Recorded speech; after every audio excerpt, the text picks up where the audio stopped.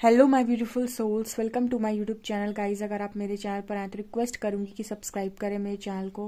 Guys एक general collective और timeless reading है, सो जितना रेजोनेट करे उतना ही रखिएगा। ओके, इसे स्टार्ट करते हैं हम आपकी रीडिंग को। टॉपिक ये रहने वाला है गाइज आप लोगों के लिए कि आपके पर्सन को आपकी कितनी फिक्र है इस वक्त में। ठीक है, क्या फिक्र है उनको आपकी, चलिए देखने की कोशिश करते हैं।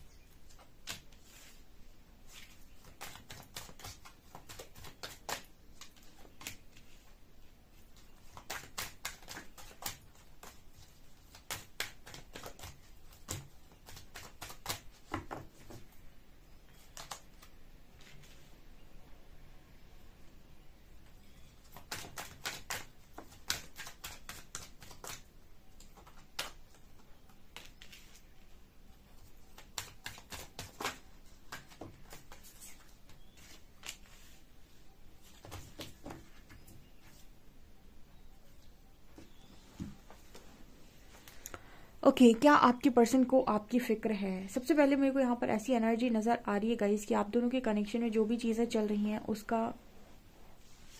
उसका जो वो मैं बोल सकती हूँ एस्ट्रोलॉजिकल ट्रांजिट का कार्ड है। जैसे यहाँ मैसेज आ रहा है कि वो आप दोनों के बीच में वो गलत फहमी आ जाना, सडनली आप दोनों के बीच में मिसअंडरस्टैंडिंग हो जाना, आप दोनों का एक दूसरे से बात ना करना, आपके पर्सन का आपको इग्नोर कर देना या गलत समझ लेना, या फिर आपका अपने पर्सन को गलत समझ लेना, इग्नोर कर देना, ये सारी चीज़ें कहीं ना कहीं एस्ट्रोलॉजिकल ट्रांजिट्स का कार्ड है जो ये दिखा रहा है कि कहीं ना कहीं इसका जो कारण है वो आपकी ग्रह दशा महादशा, ठीक है, ये इनका कारण है। मतलब कभी कभी ऐसा होता है कि कोई ऐसा प्लैनेट है जो जो अफेक्टेड है आपके बर्थ चार्ट में, ठीक है, और वो दशा महादशा अंतरदशा में आ रहा है और आपके 7th हाउस से उसका कनेक्शन है, ठीक है। तो यहाँ पर ये ऐसा पॉसिबल होता है गाइस कि आप लोगों के लाइफ में उसका जब असर पड़ता है तो आपके कनेक्शन पर पड़ता है, उस वक्त गलत फहमियाँ हो जाती हैं, ठीक है, आप लोगों के अंदर मन मुटाव आ जाता है, बहुत सारी चीज़ें बिगड़ जाती हैं। और जब वो चीज़ें ठीक होती हैं, यानी कि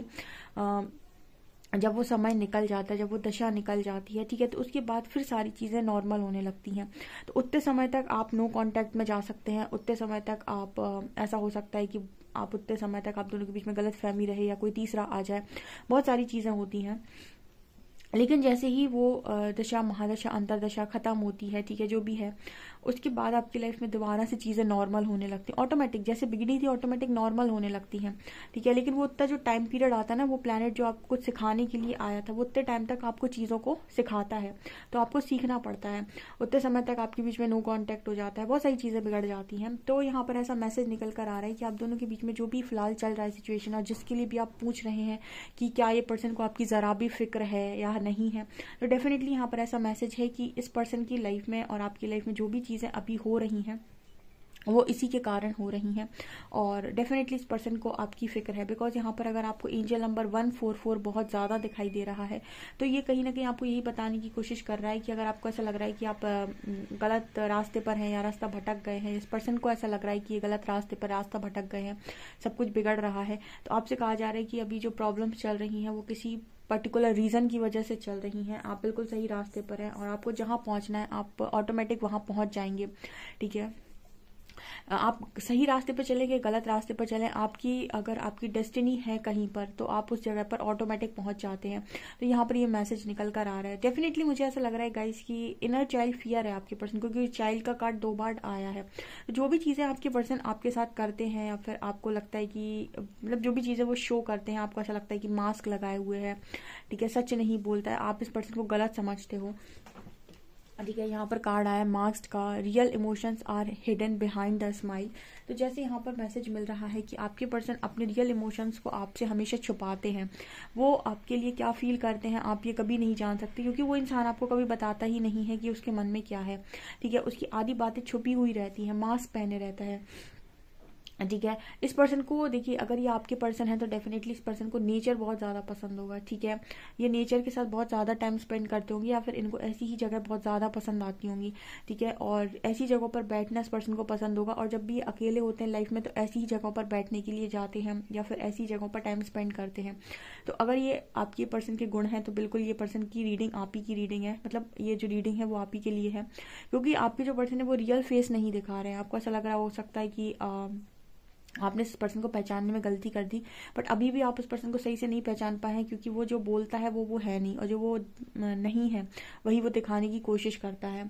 ठीक है, इसी वजह से यहाँ पर गलतफहमियां बढ़ गई हैं। यहाँ पर इनर चाइल्ड, फियर और चाइल्ड का कार्ड आ रहा है। तो जैसे डेफिनेटली यहाँ पर आपके पर्सन के चाइल्ड इश्यूज हैं, कुछ चाइल्डहुड इश्यूज हैं। ठीक है, कुछ ट्रॉमाज हैं जो बचपन से इस पर्सन के जैसे कहते हैं ना वॉन्ड्स इश्यूज इस पर्सन के अंदर हैं, जिनको हील होना काफ़ी ज़्यादा ज़रूरी है, और यही आपके कनेक्शन में बार बार चीज़ों को ख़राब कर देते हैं। ठीक है, कई बार ऐसा होता है ना कि बहुत सारी चीज़ें ऐसी होती हैं जो हमें पता नहीं होती हैं, जिसकी नॉलेज हमारे पास नहीं होती, और हम ना इंसान को बस ऐसे कह देते हैं कि ये सही है, गलत है।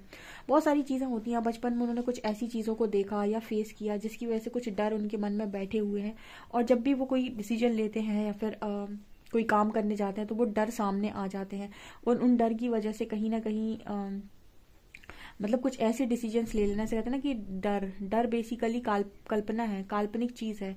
वो अभी तक उसने आपको रिजल्ट दिया नहीं है, लेकिन उसके वजह से आप कुछ भी डिसीजंस आज के टाइम में लेने की कोशिश करते हो ताकि आप फ्यूचर को सेव कर सको, क्योंकि आपको लगता है कि ऐसा हो जाएगा।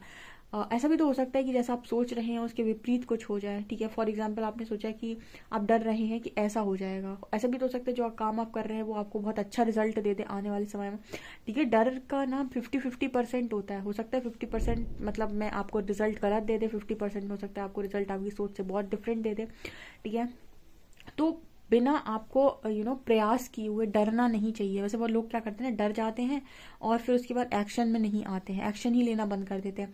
और यूनिवर्स ये कहते हैं कि आप अपना एक्शन लीजिए। डर तो एक कल्पना है, कोई ज़रूरी थोड़ी है कि जैसा तुमने सोचा है वैसी ही परिस्थिति बने और वैसा ही काम हो। ऐसा भी तो हो सकता है परिस्थिति दूसरी बन जाए या दूसरी तरीके से काम हो जाए। ठीक है, तो यहाँ पर वही एनर्जी निकल कर आ रही है कि पर्सन इतना डर जाते हैं, ठीक है, अपनी पास्ट की चीज़ों की वजह से, अपने चाइल्डहुड जो भी इश्यूज रहे हैं उनकी वजह से, कि एक्शन में ही नहीं आ पाते हैं। और कई बार ये पर्सन गलत पोर्ट्रे भी हो जाते हैं, क्योंकि देखिए यार इंसान वो दिखाने की कोशिश कर रहा है जो वो है नहीं। हो सकता है आपकी नज़रों में भी गलत हो गए हो। इमोशनली ब्रोकन का कार्ड है जैसे, तो इमोशनली तो पूरा टूटा हुआ है इंसान। यहाँ पर माँ काली की एनर्जी आ रही है। तो यहाँ पर क्लियर मैसेज है गाइस कि इस पर्सन की शक्ति एनर्जी यानी डिवाइन फेमिनिन एनर्जी जो इस पर्सन के अंदर है वो इस वक्त में इस पर्सन को प्रोटेक्ट कर रही है। क्योंकि देखिए आपके अंदर डीएफ एनर्जी होती है और वो आपको बहुत भली भांति तरीके से हील कर सकती है, लेकिन आप उससे जुड़ने की कोशिश नहीं करते। अगर आप अपनी डीएफ एनर्जी से जुड़ने की कोशिश करें, अपने अंदर की फेमिनिन एनर्जी को उससे जुड़ने की कोशिश करें, तो वो ऑटोमेटिक आपको पूरा हील कर सकती है। तो इस वक्त में आपके पर्सन की जो भी इश्यूज चल रहे हैं उसमें इस पर्सन की डीएफ एनर्जी इनकी बहुत हेल्प कर रही है। ठीक है, इनके अंदर की शक्ति इनकी हेल्प कर रही है सिचुएशन को हैंडल करने में। तो यहाँ पर मेरे को ऐसा लगता है गाइस कि आप शायद इस पर्सन को बहुत ज़्यादा गलत समझ रहे हैं, या फिर ऐसा सोच रहे हैं कि इस पर्सन को आपकी फिक्र नहीं है। तो ऐसा नहीं है। इस पर्सन के अंदर एंजल्स कह रहे हैं कि बहुत सारे चाइल्डहुड इश्यूज हैं, इसकी वजह से आपको लाइफ में इस पर्सन ने बहुत ज़्यादा तंग किया हो सकता है। दूसरा कारण है कि ये पर्सन सच नहीं बोलते हैं, ये वो जो बोलते हैं वो इस पर्सन के मन में नहीं होता है, और इस वजह से जब आप अपने आप को वो दिखाने की कोशिश कर रहे हैं जो आप नहीं हैं, डेफिनेटली आप मास्क पहने हुए हैं, तो लोग आपके रियल फेस को कैसे पहचान पाएंगे। भले ही आप अंदर से कितना भी दुखी हो, कुछ भी हो, लेकिन आप दिखा तो नहीं रहे हो ना, तो इंसान समझ नहीं पाएगा। ठीक है, तीसरा यहाँ पर एस्ट्रोलॉजिकल ट्रांजिट का कार्ड है जो दिखा रहे कि कुछ आप लोगों की ग्रह दिशा भी सही नहीं चल रही, रिश्ते की इस वजह से भी चीजें बिगड़ी हुई हैं। ठीक है, और देखते हैं हम टैरो बताएगा कि आपकी पर्सन को आपकी कितनी फिक्र है। ओके,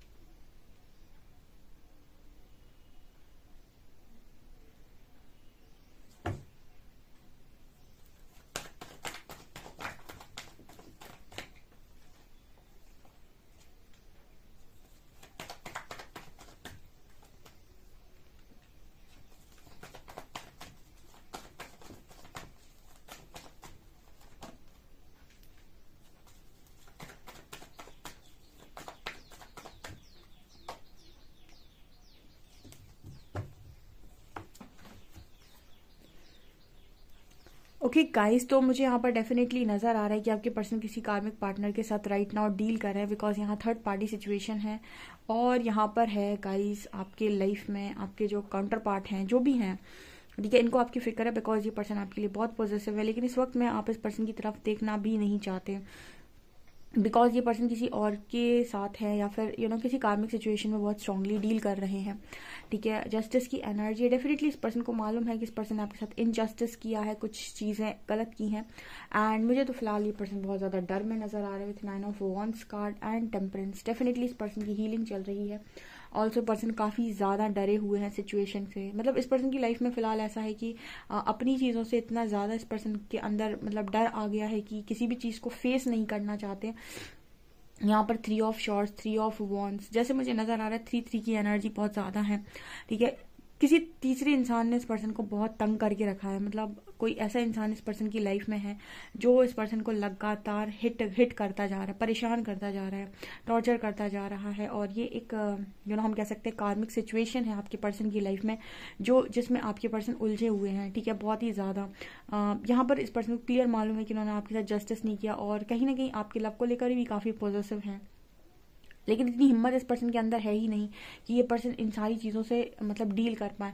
ठीक है, जब यूनिवर्स आपको कर्मा देने पर आते हैं ना, तो आपके आँख, नाक, कान, ठीक है, ठीक से काम करना बंद कर देते हैं। इसका मतलब क्या है? देखिए, लाइफ में कर्मा का मतलब क्या हुआ, बहुत अच्छा आपको एक अच्छी चीज़ बताती हूँ आज। कर्मा में हम फंसते कैसे हैं। कर्मा बेसिकली क्या है? कर्मा या तो काम से आ रहा है, या तो क्रोध से आ रहा है, या तो मोह से आ रहा है, या तो लोभ से आ रहा है। काम, क्रोध, मोह, लोभ, मत्सर, अहंकार, इन्हीं सारी चीज़ों से कर्मा अट्रैक्ट होता है। अब कोई कहे कि मुझे कर्मा झेलना है, तो कर्मा झेलने का बेसिकली मतलब क्या है? जो इंसान इंडिपेंडेंट होगा, सबसे पहली चीज़ इंडिपेंडेंट का मतलब है उसका मोह नहीं होगा किसी के साथ भी अपनी सारी रिस्पॉन्सिबिलिटीज़ को वो खुद लिए होगा, यूनिवर्स पर उसे पूरा फेथ होगा, किसी चीज़ का मोह नहीं होगा। मोह नहीं होने का मतलब है ना उसे इंसानों का मोह है, ठीक है, ना उसे अपनी इज्जत का मोह है, ना उसे बहुत ज़्यादा रिस्पेक्ट का मोह है, ना उसे बहुत ज़्यादा पैसे का मोह है। ठीक है, जब उसे किसी चीज़ से मोह नहीं होगा ना, तो कोई भी कर्मा आ जाए, किसी भी तरीके से आ जाए, उसे कोई भी चीज़ हिला नहीं सकती। क्यों? क्योंकि उसे किसी चीज़ से मोह नहीं है। बेसिकली कर्मा क्या होता है? कर्मा मतलब मोह।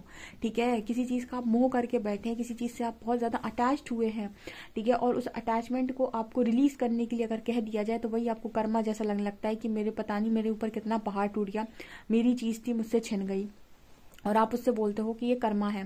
तो बेसिकली कर्मा के ट्रैप में वही लोग जाते हैं जो इन चीज़ों से बहुत स्ट्रांगली जुड़े हुए होते हैं। जो इन चीज़ों से फ्री होगा, जिनको इन चीज़ों से ज़्यादा मतलब ही नहीं होगा, वो कर्मा के ट्रैप में कैसे आएगा? ठीक है मतलब क्या है? मतलब ये है कि जैसे यहाँ पर समझिए queen of shorts and queen of wands है।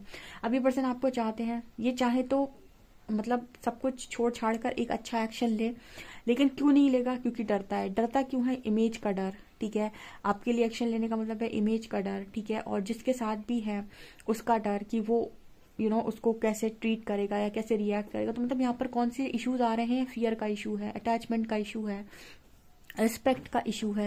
ये रिस्पेक्ट का क्या होगा? बहुत सारी चीज़ें होती है गाइस, यही सारी चीज़ें, इन्हीं चीज़ों की अटैचमेंट आपको कर्मा में फंसाती है। ठीक है, जैसे लोगों को होता है कि मेरी डेस्टिनी क्या है, मेरी लाइफ में क्या है, मुझे कुछ मिलेगा कि नहीं मिलेगा, ऐसा ना हो मेरी लाइफ ऐसी निकल जाए। तो ये डर आपकी लाइफ में आपको मजबूर करता है कि किसी भी कर्मा में चले जाओ, किसी भी गलत इंसान से शादी कर लो, किसी को भी अपनी लाइफ में लेकर आ जाओ। क्यों? क्योंकि समय निकल रहा है, लोग डरा रहे हैं, बहुत सारी चीज़ें, ये सारी चीज़ें आपको कर्मा में बांधती हैं। जबकि अगर आप इन चीज़ों से फ्री होकर घूमे ना, और यूनिवर्स से बोलें कि आप मेरे लिए बेस्ट कीजिए, मैं अपना बेस्ट करता हूँ। 2 लोगों से उम्मीद है, अपने से और आपसे। मैं अपना बेस्ट करता हूँ, जो भी मुझे लगता है, आप अपना बेस्ट करिए। ठीक है, उसके बाद ये चीज़ों की अटैचमेंट में आएगा ही नहीं। जब आएगा ही नहीं तो उसे कर्मा जैसा फील होगा भी नहीं। ठीक है, क्योंकि उसकी अटैचमेंट है ही नहीं कि उसे बहुत रिस्पेक्ट मिले, उसकी अटैचमेंट है ही नहीं कि उसको बहुत पैसा मिले, उसकी अटैचमेंट है ही नहीं इन चीज़ों से। और देखिएगा, जितनी अटैचमेंट कम होगी उतनी ज़्यादा चीज़ें आप अट्रैक्ट करोगे, यानी उतनी ही ज़्यादा मैग्नेट आप बन जाओगे। और जितने ज़्यादा आप चेजर होगे, इन चीज़ों के प्रति आपका अटैचमेंट स्ट्रांग होगा, उतनी ये चीज़ें आपसे दूर भागती हैं। तो यूनिवर्स अलग तरीके से काम करता है। जैसे अर्जुन को श्री हरि ने समझाया था कि कर्म योगी बनो। ठीक है, अपना कर्म करो, फल की चिंता किए बिना। ठीक है, और कर्म करो और सारे कर्म मुझको समर्पित कर दो, तुम उनसे बंधोगे भी नहीं। जो भी तुम कर्म कर रहे हो वो सब मुझको समर्पित कर दो, तुम कर्म से भी नहीं बंधोगे। तो बहुत सारी चीज़ें उन्होंने भगवत गीता में अर्जुन को गाइड की हुई थी। तो उसी तरीके से इंसान अगर चले तो उसको कोई तकलीफ ही ना हो। तकलीफ हो जाती है जब वो अटैचमेंट में आ जाता है, तकलीफ हो जाती है जब किसी चीज़ को अपना परमानेंट मान लेता है कि ये मेरा है, अब ये मुझसे दूर जाएगा नहीं, चाहे वो पैसा हो, चाहे रिस्पेक्ट हो, चाहे जो भी हो। तो यहाँ पर वही एनर्जी, यही चीज़ें इस पर्सन को डर में रख रही हैं इस वक्त, ठीक है, यही चीज़ें इस पर्सन को डर में रख रही हैं। एंड यहाँ पर यही व्हील ऑफ फॉर्च्यून दिखाने की कोशिश कर रहा है गाइस। ये पर्सन को अपनी फिक्र ज़्यादा है। देखिए मैंने आपको रीडिंग करके बता दी कि पर्सन की लाइफ में इस लेवल की सिचुएशन खराब है इस वक्त में कि हम ये कहेंगे कि पर्सन की खुद की अभी सिचुएशन ऐसी नहीं है कि वो आपकी फिक्र कर पाए, उन्हीं की फिक्र करने की लोगों को ज़रूरत है। यहाँ पर व्हील ऑफ फॉर्च्यून का कार्ड आया है विद नाइट ऑफ शॉर्ट्स। यहाँ पर क्लियर ये मैसेज आ रहा है कि इस पर्सन का ये डिवाइन टाइमिंग है। डेफिनेटली यहाँ पर कुछ ऐसी चीज़ें हैं जो खराब कर दी गई हैं लोगों के द्वारा, जो डिवाइन टाइमिंग पे सही हो जाएंगी ऑटोमेटिक। अभी मैंने आपको एस्ट्रोलॉजिकल ट्रांजिट के बारे में बताया कि कोई महादशा दशा आई, उसमें आपको चीज़ें खराब हो गई आपकी लाइफ में, लेकिन जैसे ही वो चीज़ें ठीक होंगी दोबारा से आपके कनेक्शन में भी चीज़ें ठीक होने लगेंगी, वो ऑटोमेटिक होने लगेंगी। आपके पर्सन का माइंड चेंज हो जाएगा, उनका बिहेवियर चेंज हो जाएगा, उनकी बातें चेंज हो जाएंगी, ठीक है। उतने टाइम तक आपने बहुत सारी हीलिंग कर ली होगी और ऑल्सो आपने बहुत सारी लेसन्स को लर्न भी कर लिया होगा। तो ये चीज़ें मुझे यहाँ पर नज़र आ रही है। तो जैसे लग रहा है कि इस पर्सन का फ्यूचर कहीं और पर लिखा हुआ है, लेकिन ये कहीं और जाने की कोशिश कर रहे थे, जिसकी वजह से यूनिवर्स का बड़ा झटका आपके पर्सन को देखने को मिला है। और इस वक्त में फिक्र की ज़रूरत डेफिनेटली इस पर्सन को बहुत ज़्यादा है, आपसे तो कहीं ज़्यादा है। आपको ये रीडिंग कैसी लगी मुझे कॉमेंट्स करके ज़रूर बताएं। वीडियो पसंद है तो please like this video, subscribe my channel. Thank you guys.